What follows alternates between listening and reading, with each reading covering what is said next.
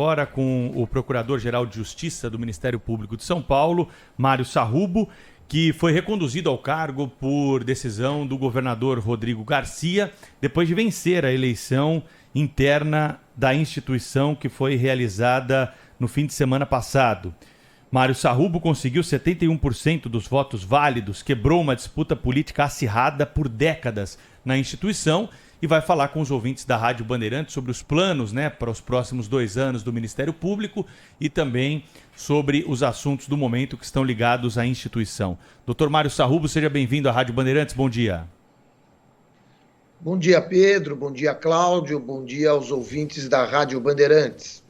Prazer tê-lo conosco aqui para discutir um pouco das questões ligadas aí ao Ministério Público de São Paulo. Eu queria saber qual vai ser o norte desse segundo mandato do senhor, o que o senhor pretende realizar e deixar aí como legado para a instituição pelos próximos 2 anos à frente do Ministério Público de São Paulo.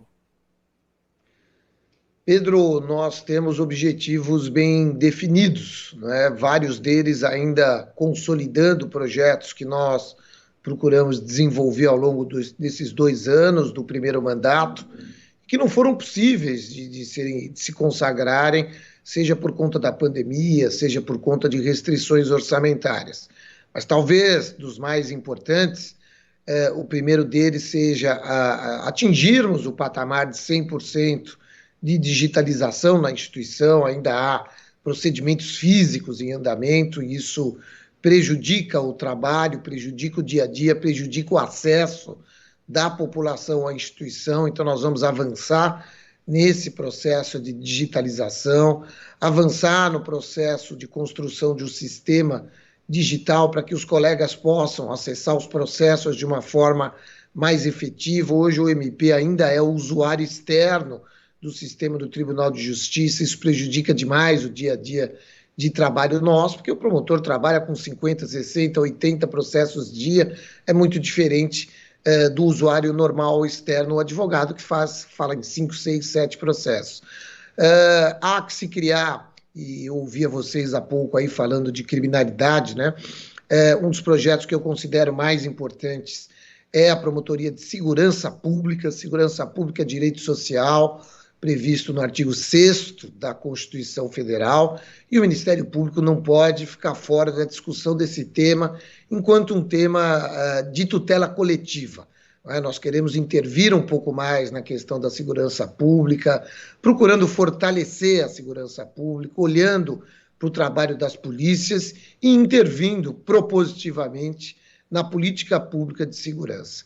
Há a necessidade da construção de promotorias regionalizadas, existem temas, e a pandemia mostrou isso de forma muito clara, que transcendem os limites territoriais da comarca, que têm que ser vistos de forma regionalizada, como, por exemplo, saúde, educação, a própria questão da execução penal, que precisa ser vista também de forma mais ampla, porque o correto cumprimento da pena, ele completa o ciclo do crime, e o Ministério Público precisa intervir de forma mais propositiva nesse tema. Enfim, são vários projetos que nós queremos levar adiante e outros novos, como, por exemplo, a implantação de ferramentas digitais que permitam ao promotor de justiça ter um olhar sobre o índice de desenvolvimento humano, escolaridade e manchas de criminalidade da sua comarca, para que ele possa se posicionar de uma maneira também mais propositiva. No fundo, o que nós queremos é consagrar o Ministério Público como uma instituição que propõe, que fomenta, que provoca as melhores políticas públicas em prol da sociedade paulista e brasileira. Doutor Mário Sarrubo, muito bom dia, bem-vindo ao nosso programa. Doutor Mário, eu quero dizer o seguinte, eu estou muito impressionado, eu acompanho política há muito tempo e eu estou muito impressionado com o seu desempenho, é claro que na sua área não há uma política partidária, mas há sempre política, sobretudo quando os candidatos ao seu cargo são submetidos a um processo eletivo dentro da sua própria categoria. E é uma categoria muito dividida, tem muitos interesses, tem muitas influências, etc., mas não tem para ninguém o senhor ganhou de lavada junto aos seus, aos seus liderados, aos seus companheiros, seus colegas de profissão, ganhou de lavada essa disputa e daí a decisão do governador Rodrigo Garcia de reconduzi-lo ao cargo. Qual é o segredo? Conta para nós, doutor Mário Sarrubo. Cláudio, bom dia. Não há segredo, na verdade é trabalho. Nós trabalhamos, como eu gosto de brincar, eu brinco de sol a sol, não é? Mas acho que fundamentalmente há aí a questão do diálogo interno. Não é? Nós não nos furtamos a dialogar com todas as correntes políticas da instituição, abrimos os espaços necessários, e com muita transparência procuramos conduzir o Ministério Público em tempos difíceis, não é? Com pandemia, com pressões orçamentárias, com crises políticas no campo interno e externo. Quando eu assumi a instituição, nós vivíamos uma crise política interna muito grande, era um Ministério Público dividido, e para resolver essa crise não há melhor maneira do que trazer a luz do sol para determinados temas, que pode ser sempre o melhor detergente. Aliás, essa é uma frase que eu estou aqui, que eu trago da ministra Carmen Lúcia. Certa feita ela disse, para certos temas, o melhor detergente é a luz do sol. E eu trouxe a luz do sol ao Ministério Público, passando um detergente em alguns temas em que eram discutidos internamente, que causavam cisões, e aos poucos, com diálogo, com transparência e sendo propositivo, voltando atrás, nós não temos nenhum compromisso com o erro, aos poucos nós chegamos a essa condição. Na verdade, a oposição sequer, e há oposição no Ministério Público, é uma oposição forte, composta por colegas competentes, profissionais de primeira linha, mas eles decidiram não se lançar, e os dois colegas que figuraram na lista são dois queridos amigos, colegas de concurso, inclusive, que se alinham à nossa proposta e que se dispuseram a integrar a lista apenas para que o MP de São Paulo não apresentasse uma lista com um único nome. Nós somos uma instituição com 1.940 membros, então era necessário, era importante que nós tivéssemos uma representatividade maior na nossa lista tríplice. Mas o segredo, Cláudio, não há segredo nenhum. É trabalho, é transparência e muito, muito diálogo. Doutor Mário, o senhor tratou de um assunto aí na primeira resposta que é muito importante, né? Que é esse sistema eletrônico, né? A gente recebe aqui na Rádio Bandeirantes reclamações de advogados, até promotores aí de primeira instância, que são nossos ouvintes, vez por outra, quando há aqui um tipo de crítica sobre o trabalho do Ministério Público, eles costumam usar esse como um dos argumentos. Aí, o sistema do TJ às vezes cai, o Ministério Público é um hospedeiro desse sistema, isso atrapalha o trabalho. O que falta para o Ministério Público ter o seu sistema online de processos? Quanto custa isso? O senhor se compromete a investir nesses recursos para criar esse sistema do Ministério Público de processos eletrônicos e dar mais celeridade, que no fim das contas é isso que interessa para a população? Exatamente, Pedro. Esse era o grande desafio. A gestão anterior iniciou um projeto que não foi possível, que acabou não se consagrando, ele não deu certo. Então, nós precisamos mudar o curso no meio deste biênio e optamos pela solução mais simples. Nós contratamos o mesmo sistema que tem o Tribunal de Justiça, de maneira que hoje o Ministério Público já estamos em mais de 16 promotorias, ainda fazendo os últimos ajustes, os últimos testes, mas a nossa expectativa é que até o meio do ano, todos os membros da instituição, todas as promotoras, os promotores de justiça estarão trabalhando num sistema muito melhor, com mais agilidade e o mais importante, a promotora terá na sua promotoria, na tela do seu computador, a possibilidade de fazer diagnósticos próprios do próprio trabalho, com BIs, com planilhas que possam indicar a sua eficiência. E a partir daí, nós estamos já construindo, já temos, por exemplo, o projeto Vínia, que é um projeto interessantíssimo, em que a gente vai passar a ler, o sistema lê todos os boletins de ocorrência, compara com dados de índices de desenvolvimento humano, escolaridade e tudo mais, e a partir daí o Ministério Público, a promotora de justiça, nas respectivas comarcas, terão uma visão muito ampla dos problemas da sociedade e poderão atuar de forma mais resolutiva. Eu sou aficionado por duas diretrizes fundamentais na instituição. Uma é a busca de uma instituição mais estratégica e outra de uma maior resolutividade. Acho que o Ministério Público vem produzindo bons resultados, mas a gente tem que trabalhar aficionadamente na busca de mais resolutividade ainda. Então, nós temos que ser rápidos. A população não tem mais tempo para esperar. E esses sistemas eles vão nos ajudar a dar uma resposta mais rápida para a sociedade. Então, doutor Sarrubo, isso eu queria saber, em relação à sua gestão anterior, né, ao primeiro período, há algum erro, alguma conduta, eu digo conduta administrativa até, né, algum caminho que o senhor adotou do qual se arrepende? Olha, na verdade são várias decisões, inclusive, que nós voltamos atrás, né? Eu brinco com os colegas e digo, eu não tenho compromisso com o erro, né? Então, por exemplo, nós tínhamos na Barra Funda uma equipe para cuidar das audiências de custódia, era muito importante. Eu, no início da gestão, extingui essa equipe, até por conta dos cargos, nós temos um déficit de cargos muito grande na instituição. Ao longo do biênio, percebendo que foi um erro, a importância da maior promotoria criminal da América Latina ter uma equipe especializada para olhar a audiência de custódia, nós voltamos atrás.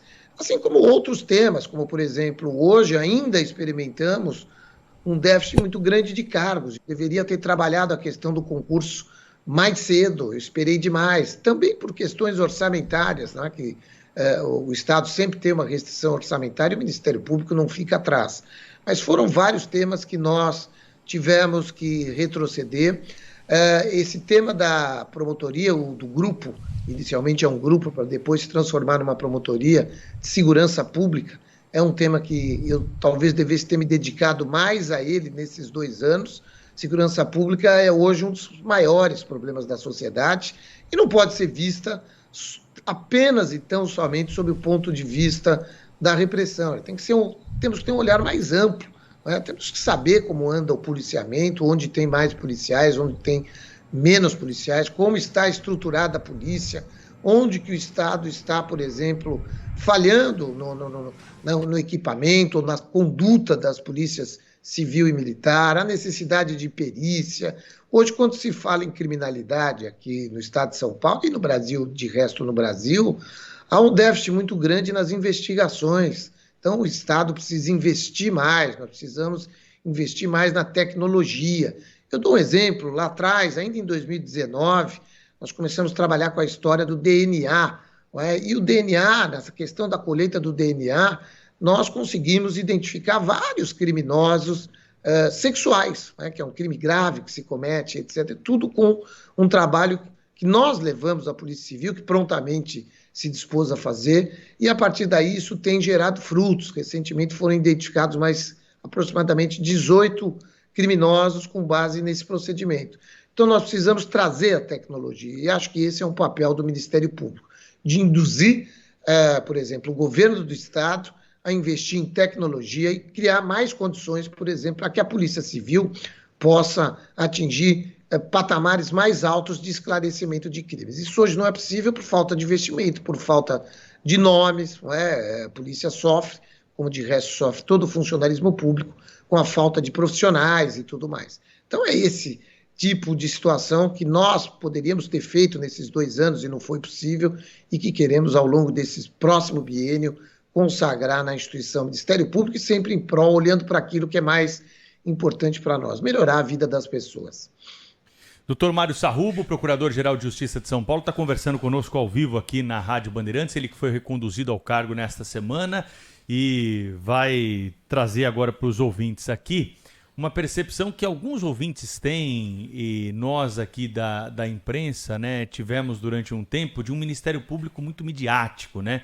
Integrantes do Ministério Público que estavam a todo momento ali na televisão. Hoje nós temos um outro tipo de Ministério Público. É um Ministério Público tão atuante, mas menos midiático, ou o senhor acredita que há algum motivo para que nós não tenhamos mais essas personalidades que figuraram aí muito tempo na tela da televisão, nas emissoras de rádio e nos jornais, hein, doutor Sarrubo?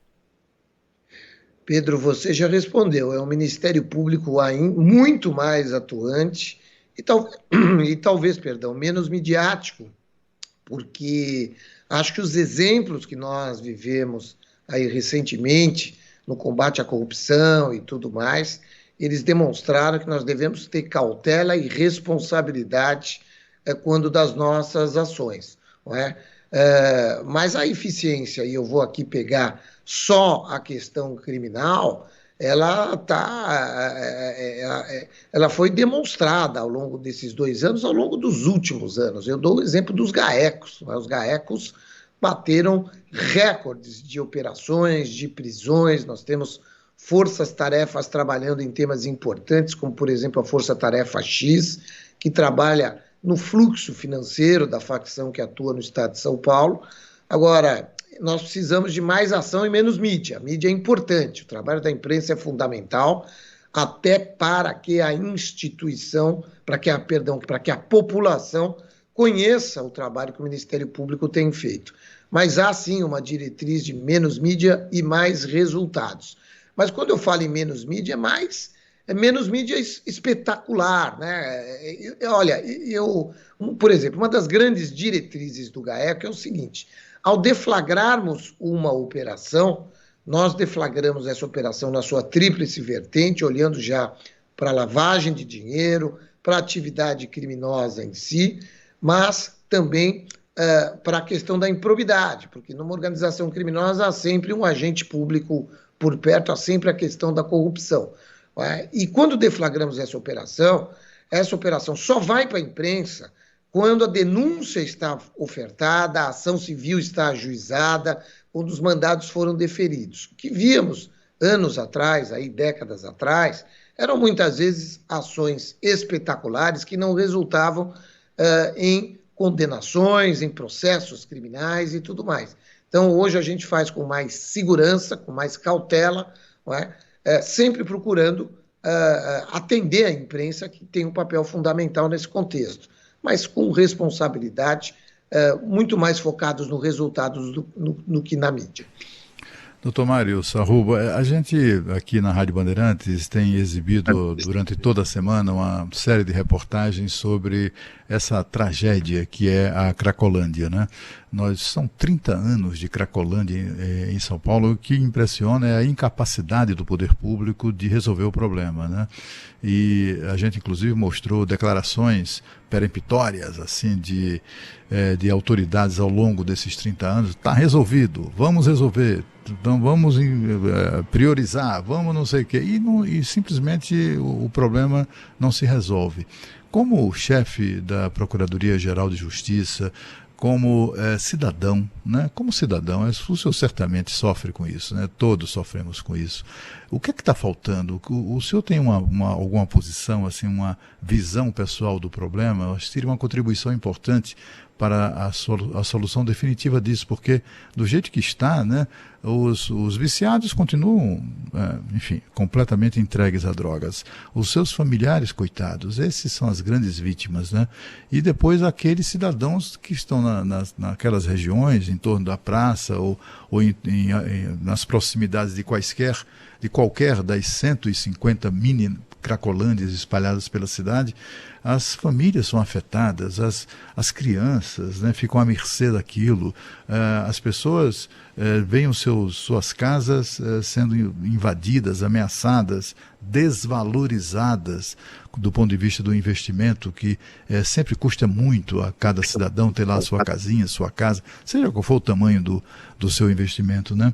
E eu queria saber do senhor isso, que o senhor abrisse o coração para nós, o que é que o senhor acha disso tudo? Olha, na verdade, eu já participei como subprocurador e até como procurador-geral de vários movimentos, seja com o governo estadual, com o municipal. O último envolveu prefeitura, governo estadual, Ministério Público, e essa é uma questão de alta complexidade, mas que envolve, e acho que você foi preciso, Cláudio, quando disse, são vítimas, não é? Aqueles viciados que estão lá são vítimas. E nós precisamos trabalhar sempre com a ideia de que eles necessitam muito mais de tratamento do que propriamente uma questão aí de segurança pública, de polícia. Então, é preciso uma grande ação, um grande projeto estratégico que envolva Estado, município, Ministério Público, Tribunal de Justiça. E quando eu falo em Estado, eu não falo em Estado de segurança pública, eu falo em Estado de saúde, não é? Município, saúde, área de saúde, porque é muito mais uma questão de saúde do que uma questão criminal. A questão criminal ela vem lateralmente, são os traficantes que precisam, evidentemente, serem presos, punidos, eles precisam ser retirados de circulação, não é? E temos que buscar uma maneira de tratar essas pessoas. Temos que ter centros de tratamento onde essas pessoas possam ser acolhidas, não é? Há um grande debate nesse tema, tanto dentro do Ministério Público como fora, que é a questão da internação compulsória. Acho que esse é um tema delicado, e eu tenho aqui minhas posições também. Eu sou contra a internação compulsória, a não ser que a pessoa efetivamente não tenha condições de autodeterminação e a gente consiga, evidentemente, autorização de família, aquela coisa toda. Então, esse é um trabalho complexo. Acho que a questão da Cracolândia hoje, existem várias, você mesmo pontuou, e é verdade, são várias Cracolândias. Aquela região originária lá, ela está, inclusive, sendo reurbanizada e tudo mais, mas isso não resolve, porque pura e simplesmente eles se mudaram, eles estão hoje, por exemplo, no entorno do prédio do Ministério Público. Então é uma situação muitíssimo complicada. Agora, passa por tratamento, passa pela devolução da cidadania e do caminho de busca da cidadania para essas pessoas, para que eles possam entender que existe uma outra vida, um outro trabalho, e isso, quando envolve a droga, é muito difícil. Aliás, agora, quando tem um combate à droga, doutor Sarrubo, o senhor estava falando do GAECO, né? Tem uma facção criminosa que atua há muito tempo em São Paulo que, pelas investigações policiais, está ligada com a chegada da droga na Cracolândia. O Ministério Público está apertando o cerco nesse sentido? Se tem noção do tamanho, né, do envolvimento dessa facção criminosa no fornecimento de droga para a Cracolândia? Há algum tipo de investigação em curso nesse sentido, né, para prender? E tem até um ouvinte aqui perguntando para nós, pergunta para o doutor Sarrubo qual que é o envolvimento dessa facção também com lavagem de dinheiro e imposto de combustível. Se o Ministério Público está investigando essa questão, porque é o que se fala, né, quando você trata desse assunto informalmente. É verdade que essa facção utiliza postos para lavar dinheiro e qual é a participação que ela tem na Cracolândia? Olha, a facção tem como principal atividade o tráfico de entorpecentes, mas tem vários outros tipos de atividade, como, por exemplo, trabalhou num certo momento com vans, depois com postos de gasolina, mas a facção hoje, o grosso do dinheiro da facção está indo para o exterior. Está indo para o exterior ali pelo Cone Sul, pela Bolívia, pelo Paraguai e assim por diante. E todo este trabalho tem sido feito, nós temos focado, o GAECO tem focado no fluxo financeiro, porque a partir do momento em que você sufoca o fluxo financeiro da facção, ela perde força, eles começam a se desentender, e aí é a maneira da gente esfacelar. De todo modo, ela tem uma importância grande na distribuição das drogas na cidade, mas não só na Cracolândia. O que eu acho é que nós temos que ter um olhar para essa questão do tráfico muito mais amplo. Hoje se fala muito em liberar a droga e etc. e tal, como se pura e simplesmente a liberação do uso de drogas fosse resolver o problema. E não é por aí. Eu acho que isso pode ser pensado para daqui 5, 10 anos, mas nós temos que olhar, e muito mais do que isso, convencimento. Ontem, num jantar com amigos, eu dizia, alguém aqui já viu uma propaganda na televisão, nas redes ou no futebol, que a gente gosta tanto, dizendo não use drogas? Há alguma campanha forte contra as drogas, como nós tivemos com o cigarro, ou lá atrás, quando nós não usávamos o cinto de segurança e hoje é uma realidade no nosso dia a dia. Então nós precisamos de campanhas fortes, precisamos de investigação, de tecnologia nessa investigação, precisamos de punição para esses grandes traficantes, e educação, porque o tráfico só vai terminar quando terminar o usuário. O tráfico é um negócio. Então, se não tem comprador para a mercadoria, o tráfico não sobrevive. Então, nós precisamos atacar em várias frentes. A questão do tráfico ela não pode ser vista sob a ótica apenas e tão somente da segurança pública e da prisão. Vão prender? Vão prender. Esse é o nosso papel. Não tem a menor dúvida disso. Mas não basta prender, porque hoje você prende A, no dia seguinte B tomou aquele posto e o fluxo de distribuição da droga continua. Facção tem, insisto, inúmeras atividades. Inclusive saiu uma, me permita só para concluir, que essa questão do Pix, aí tem a facção por trás, etc. e tal. O Pix tem inúmeros criminosos trabalhando com isso aí hoje, e não necessariamente a facção que está por trás disso vendo como um grande negócio. Isso não é verdade. Na verdade, são crimes isolados, são vários, mas cada um fazendo ao seu modo, em cada canto da nossa cidade, do nosso estado. Doutor Sarrubo, com relação a isso, e a legislação, né? O tratamento que a legislação dá a essa questão das drogas, o senhor acha que é uma boa lei, esse conjunto de medidas aí legais, né? O arsenal jurídico para enfrentar essa questão, o senhor acha que é suficiente? Nós vivemos um país em que temos a Cracolândia, que é a coisa, a exposição, né, do fundo do poço. Aquilo ali, o Cracolândia é fundo do poço, né? Mas há um imenso contingente, muito maior do que os frequentadores ou os moradores da Cracolândia, de gente que se droga rotineiramente, vai para o trabalho, se droga no trabalho, exerce suas atividades, ninguém nem olha assim para o cara, nem imagina que se trata de um usuário de drogas. E, no entanto, ele convive ali com a expectativa de que, se eventualmente for pego, ele vai ser tratado com muita condescendência, né? Ele está financiando aquela organização criminosa de traficantes, né? Quando ele fica ali comprando. Ele é cliente, ele está financiando o tráfico. No entanto, assim, na hora do vamos ver, ele não tem culpa de nada, é um coitadinho que, afinal de contas, é apenas um usuário. Se ele está de posse de uma quantidade que é considerada uma quantidade para consumo próprio, como se isso fosse algo legítimo, né? Ele está dispensado. Doutor Sarrubo, deixa eu lhe contar uma experiência pessoal. Eu, como todos os jovens da minha idade, quando eu era adolescente, eu convivia com isso, né? Hoje, com toda certeza, segue o mesmo problema e ainda mais grave, né? E eu me lembro muito bem que, naquela ocasião, o sujeito que era pego com maconha no bolso, ainda que fosse um bocadinho de maconha no bolso, ele era preso. Passava vergonha, saía o nome no jornal, fotografia, etc. e tal. Esse foi um dos principais elementos que me mantiveram longe das drogas. Eu não queria envergonhar a minha família. Eu não queria envergonhar o meu pai. E o que a gente vê hoje é o contrário, né? Quer dizer, o cara que é usuário é até, enfim, olha, não, você tem o direito de se drogar, né? Afinal de contas, tem aquelas drogas lícitas. Aí começa a dizer, tem ali o vinho não é droga, né? A cerveja é uma droga. Aí vem esse tipo de argumentação cínica, né? Para justificar uma situação que a gente vê hoje de uma legislação que protege quem financia o tráfico.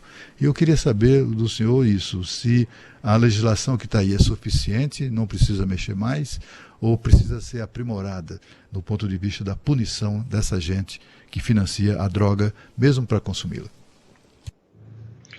Eu acho que a legislação, você tocou num ponto importante, Cláudio. A legislação ela foi vendida para a população como uma legislação mais rigorosa, não é? Mas sempre tem uma chavinha no meio da legislação que fica meio escondida e que, quando a gente aplica, é que a gente percebe. Como, por exemplo, a questão do primário sem antecedentes. Quando a lei mudou, ela vinha com, um grande aumento da pena para o traficante de entorpecentes. Vai para 4, 5 anos, para cima de 4 anos de reclusão, etc. e tal. Só que percebeu-se que havia uma válvula que se é primário e sem antecedentes, a pena é diminuída. Aí você percebe que o traficante, na verdade, teve uma diminuição de pena com essa nova, que já não é tão nova assim, legislação.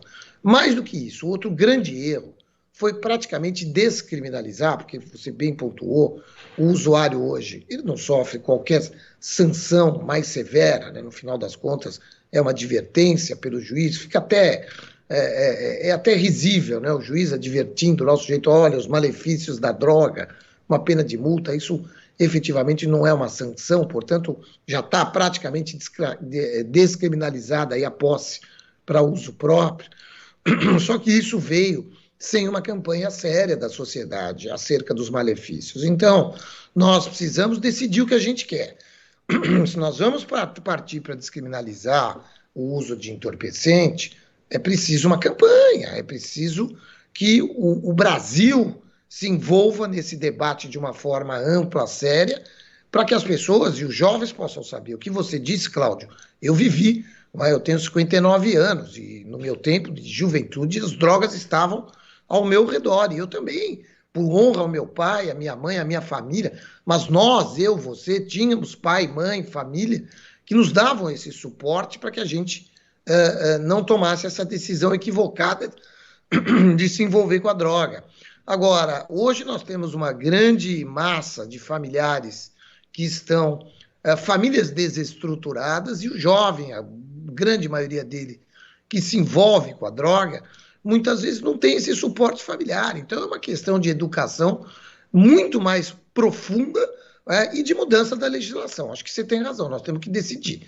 É para criminalizar ou não? Porque se é para descriminalizar, tem que ter educação, não pode deixar solto, senão isso vai aumentar de tal forma que vai ficar incontrolável, e acontece, e eu estava ouvindo vocês aí, acontece o crime, acontece a tentativa de latrocínio, porque o jovem usa droga, hoje nós vamos assaltar alguém.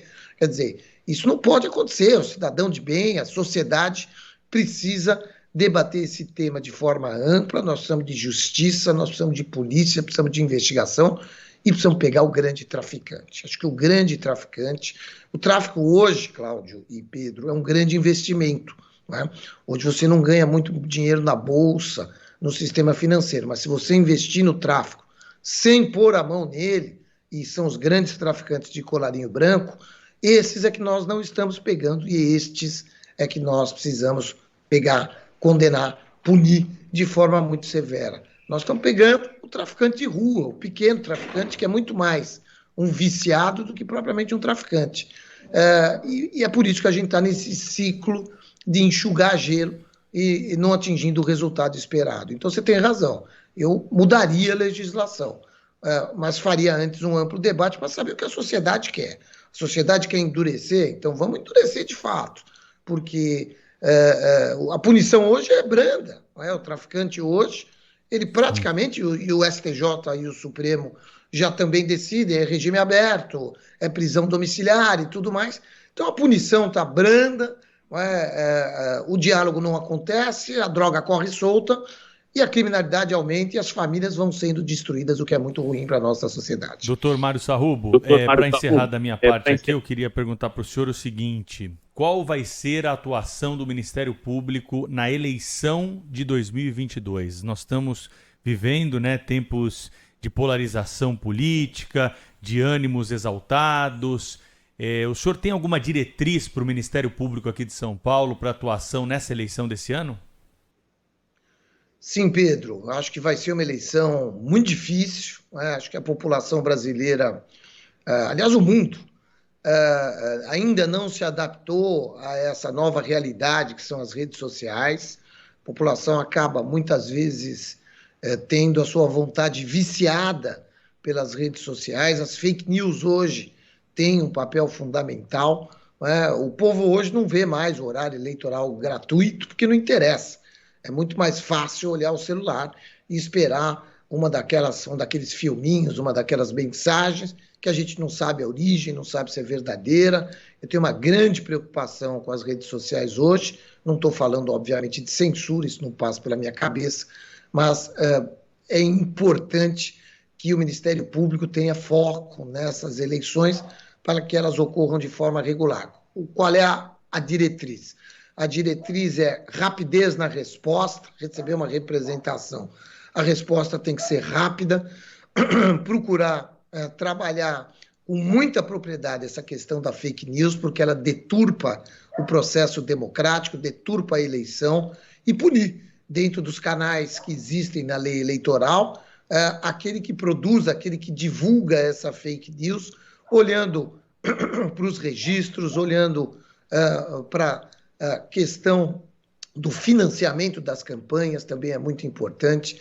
Então, nós estamos montando um grupo, hoje é um procurador de justiça coordenando esse trabalho no Ministério Público, com um olhar só para o processo eleitoral, que é a maior expressão da nossa democracia e, portanto, não pode estar viciado.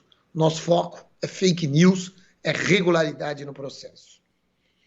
Doutor Sarrubo, sobre a eleição e a atitude, o papel do Ministério Público, etc., a gente viu ontem o anúncio da decisão do Ministério Público de investigar a troca de domicílio eleitoral do ex-juiz Sérgio Moro.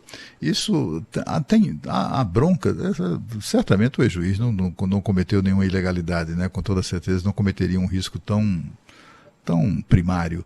Mas isso também, assim, isso pode mostrar que também no Ministério Público tem uma certa bronca, a mesma bronca que se tem do Sérgio Moro na classe política, entre magistrados aqui no Supremo. O Sérgio Moro, se passar por ali, toma porrada. Tem alguma bronca contra o Sérgio Moro? O senhor acha que tem um ranço ali político, sei lá, alguma coisa assim, que tenha provocado essa abertura dessa investigação? Ou não? Ou é fato concreto que há uma suspeita efetiva de irregularidade? Cláudio, é fato concreto, Cláudio. No Ministério Público não tem partido, não pode ter partido, né? Nós, as pessoas, nós temos nossas ideologias, mas na nossa atuação nós não podemos nunca pensar em ideologia, em partido e etc. e tal. O que houve foi aquela história. O Mário Sarrubo, por exemplo, morou, e todo mundo sabe até que eu moro no mesmo bairro, eu tenho 59 anos, há 59 anos eu moro ali no entorno do mesmo bairro. E de repente eu me candidato de São Paulo, capital de São Paulo, de repente eu me candidato por Fortaleza. Mudei meu domicílio eleitoral para Fortaleza. Essa é a questão. Eu mudei mesmo ou encontrei um caminho político para me candidatar lá? Todos nós nos lembramos lá atrás de um grande senador da República que sempre foi de um estado do Nordeste e, de repente, se candidatou por um estado do Norte. E naquele tempo a gente olhava isso e aceitava como natural da política. Hoje não dá mais. Agora, ontem foi outra notícia, um candidato a governador aqui do estado de São Paulo, que não é do estado de São Paulo, que é do Rio de Janeiro, também declarou domicílio aqui no Vale do Paraíba. Ok, vamos investigar se realmente mudou-se para lá com a sua família, com sua esposa, filhos, tem conta de luz, conta de água, vai morar lá no dia a dia, terminou a campanha no final de semana, vai para a casa dele naquele lugar, ok, tá certo. Agora, o que nós não podemos admitir é fraude. Encontrei um espaço aqui a rolar mais fácil para me candidatar e alcançar um cargo, aí não é possível, né? Essa é uma questão que nós precisamos mudar também. Nós precisamos ter candidatos que sejam ligados às suas bases, né? Candidatos, eu gosto muito daquela questão do distrito, era muito bom, né? Eu gostaria de ter um candidato do meu bairro, que eu pudesse votar e que eu pudesse encontrar o sujeito lá na padaria para cobrar. Vou comprar um pão de manhã, encontro ele lá, falo, você precisa mudar aqui, não vai votar daquela forma. Só assim nós vamos mudar a política brasileira. Então, Ministério Público não tem partido, Ministério Público não tem ideologia, Ministério Público cuida de lei, de Constituição, tem que ser absolutamente imparcial. Então, quero crer que o Sérgio Moro tenha efetivamente se mudado, como quero crer que esse candidato aqui de São Paulo também tenha se mudado aqui para o Vale do Paraíba, ótimo, que seja feliz, que se candidate, e vamos em frente, esse é o nosso papel. Nós conversamos hoje aqui ao vivo na Rádio Bandeirantes com o Procurador-Geral de Justiça do Ministério Público de São Paulo, Dr. Mário Sarrubo. Muito obrigado pela entrevista. Certamente, viu, Cláudio Humberto, Dr. Mário Sarrubo vai se preparar aí, porque à tarde ele tem um compromisso aqui, ouvindo a Rádio Bandeirantes, 4h30 da tarde, tem jogo do Palmeiras contra o Goiás, e aí o coração dele fica batendo mais forte, certamente, viu, Cláudio Humberto? Vai, Palmeiras! Doutor Mário, já tô triste. Já tá triste? Você sabia que ele ia brincar aqui no fim da entrevista. Um abraço pro senhor, obrigado pela entrevista, viu? Até uma próxima. Um abraço a você, uma boa Páscoa. Um abraço a vocês Feliz e aos Páscoa. ouvintes.